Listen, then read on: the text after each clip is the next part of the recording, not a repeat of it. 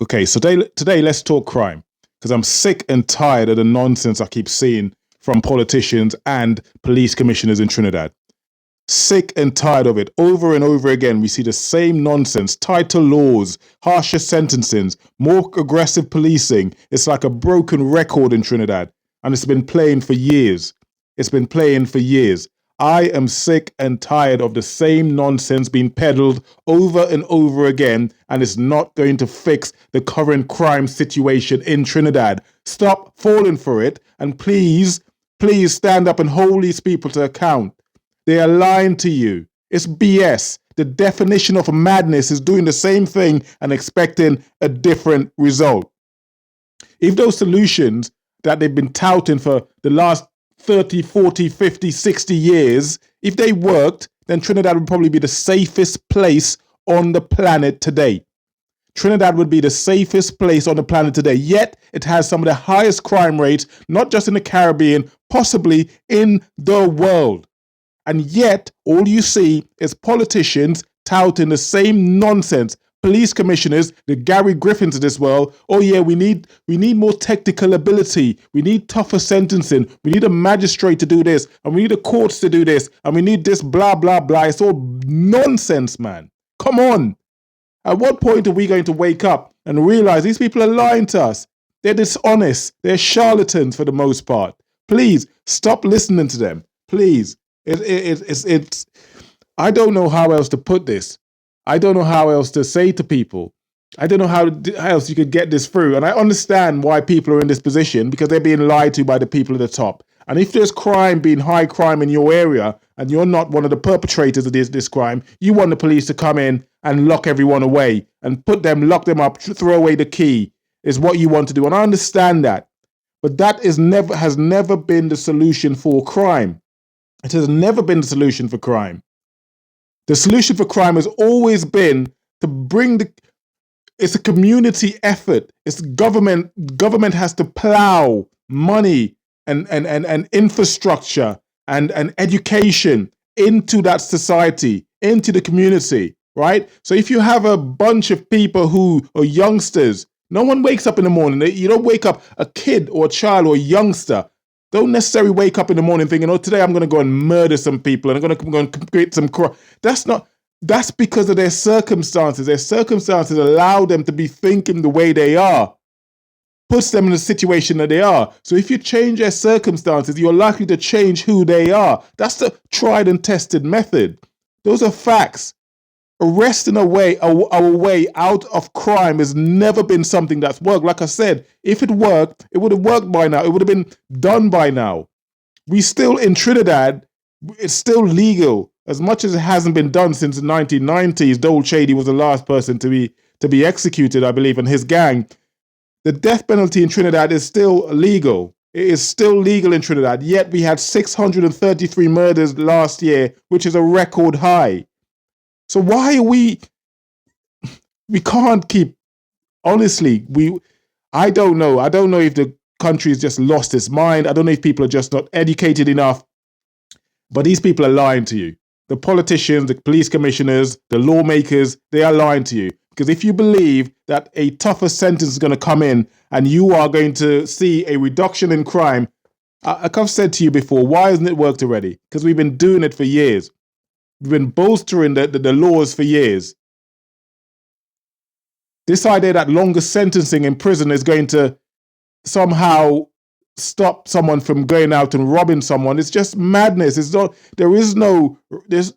nothing. There's no research, no facts, nothing to show that these things work.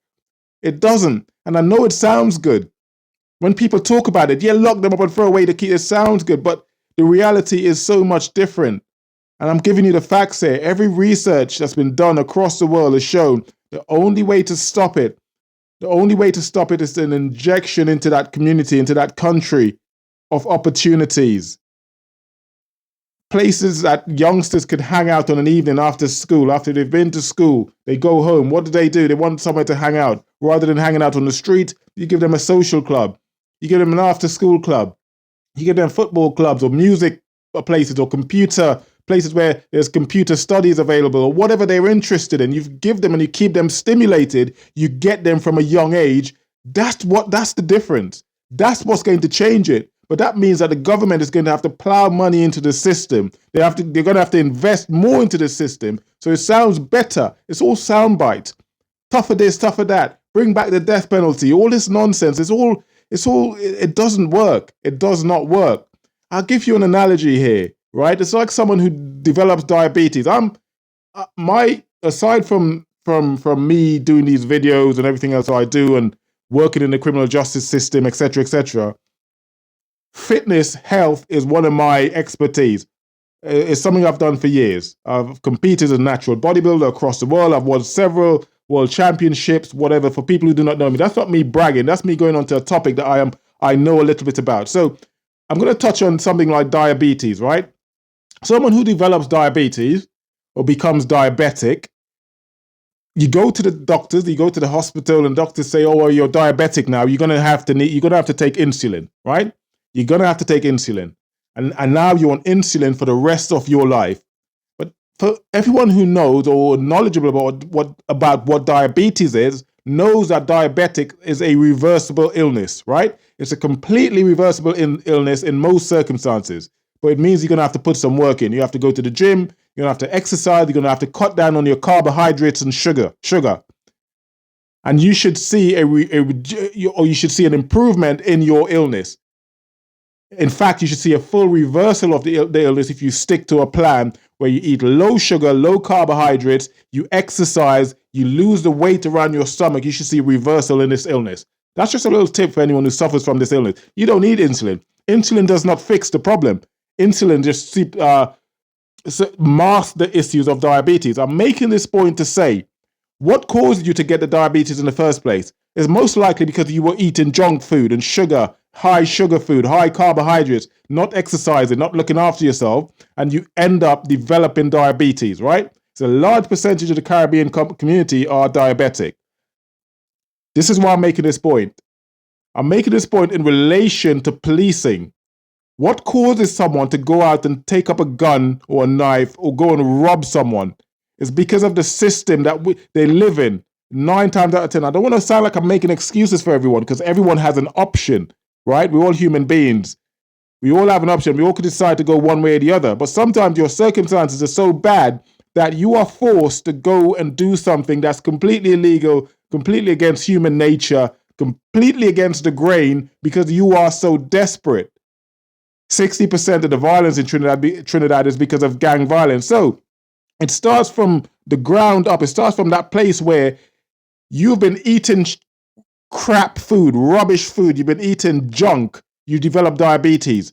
It starts from that place where you live in a community where you have no opportunities, no education, no way of, you're desperate. And you develop this idea that I'm going to join a gang to make this thing work, right? And then the police, just like diabetes, oh, you're now in a gang, you're now robbing people. And the police comes in and they say, well, to stop this, we're going to have to mask, we're going to have to give them, to stop your diabetes, I'm going to give you insulin. I'm going to, to stop the diabetes, we're going to have to give you insulin. But the insulin doesn't get rid of the problem. It does not get rid of the problem. It masks the problem. So you're honest for the rest of your life.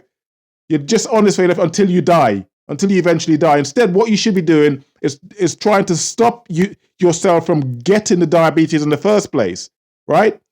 So to stop people from committing crime in the first place, we have to start from a place of education and plowing money into giving them an opportunity. A youngster should not be leaving school thinking, what do I do now? There is no job, there's no opportunity, there's nothing for me to do. So what do? Do I leave the country and go to America? Do I try to get to the UK? Do I try to get somewhere in Europe and make a better life for myself? And that way we have the brain drain because we lose the best people.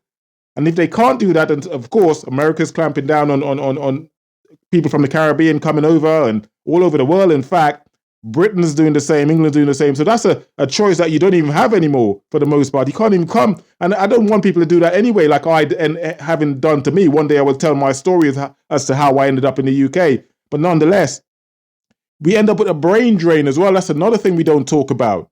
So this is really frustrating for me. that you see these politicians all the time, these commissioners, police commissioners, touting the same nonsense. It's never going to work. It's never has worked. And that's not just a Trinidad problem, that's a world problem. That is a world problem. We have to do better. So stop falling for the nonsense that these people are selling you. Please stop falling for the nonsense that they're selling you. I know what I'm talking about on this. I've done it for years. I've worked in that system for years. I've worked in the criminal justice system in the UK for 20 odd years. Believe me, I know what I'm talking about. It doesn't work. It doesn't work. So please stop falling for it. We need to start something that's going to hold these people to account. The nonsense that they tout is not going to work. And whilst I agree, you do need policing, you do need good policing, uncorrupt policing, because there are a lot of nonsense that happens in Trinidad, a lot of corruption that's happening in Trinidad. We need our police to be uncorrupt, if that's a word. We need less corruption in our country. We need the right people to hold the right people accountable. The money in Trinidad is being siphoned out of the country. You cannot get your foreign exchange because the investors come in, they take all the natural wealth and they leave. If you see my previous video, I talked about this. We can't have these foreign investors coming into our country and you get excited when you hear someone's going to buy Petrotrin. Yes, they're coming in and that's going to revamp our economy and that's going to give us more money in our pocket. When does that ever happen? Trinidad suffers from a disease called a natural resources disease, just like Venezuela, just like Nigeria, places in Africa, the Congo, lots of natural resources, but no real substantive income being put back into the country, back to the people. It's not happening.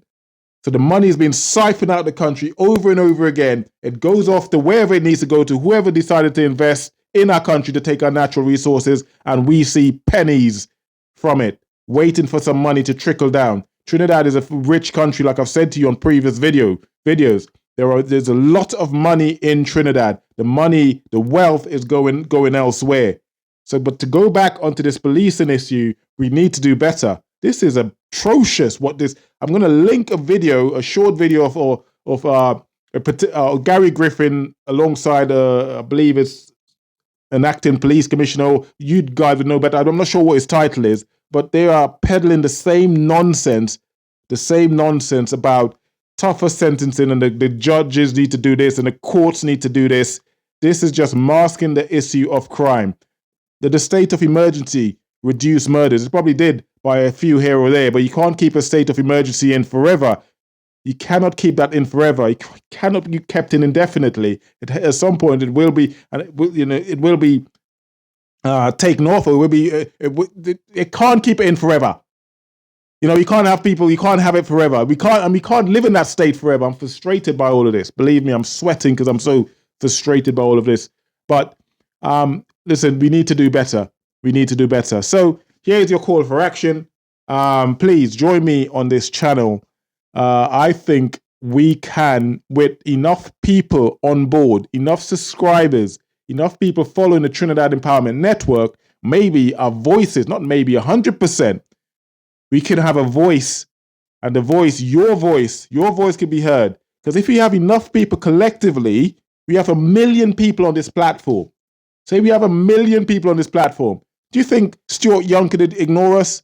Do you think whoever becomes Prime Minister in the next couple of weeks could ignore us? No chance. This is where the power is with the people. The power is with the people. It's always been with the people. And it's about time we wake up, and we have to recognize it, because we're asleep and they're pulling the wool over our eyes, and our kids are dying and people are dying. And this year we're going to have another 600 murders. And they're going to say the same thing. The laws are not good enough. The laws are not strong enough. How strong do the laws have to be? Murder is murder. Theft is theft. Robbery is robbery. The laws are already there. But the crime rate isn't changing. And that's because we're not doing anything to stop it from happening in the first place. By the time the police get involved, it's normally too late. Not to mention the prison system that we have. We have a prison system where people go into prison. They're not rehabilitated. They're not rehabilitated. They go into prison. They back out. Whenever they back out, how long they spend. And remember, they're in prison at taxpayers' expense. So we're paying for them to be in prison, by the way. Your money, Your taxpayers' money is going towards making sure they stay alive in prison, whatever it is. It's not prison costs money. It's our money that's paying for them. And when they leave prison, if they're not rehabilitated or they're not given, what happens? And on top of that, there is no jobs for them. They come out of prison. Who's going to employ an ex-prisoner? Who's going to give him a job? Once they're in that system, they're finished. You can't even get a job having not been to prison in Trinidad, it seems, let alone someone who's come out of prison. So the system is fundamentally flawed. It's fundamentally flawed. And this nonsense that the likes of Gary Griffins are touting, it's just please, don't fall for it. Do not fall for it. Anyway, you know what to do. Like, subscribe, connect with Trinidad Empowerment Network. We could do something as a people. Believe me, I've seen it done before. The power with the people. Like, subscribe, and I'll see you in the next video. Much love. God bless. Take care. Peace.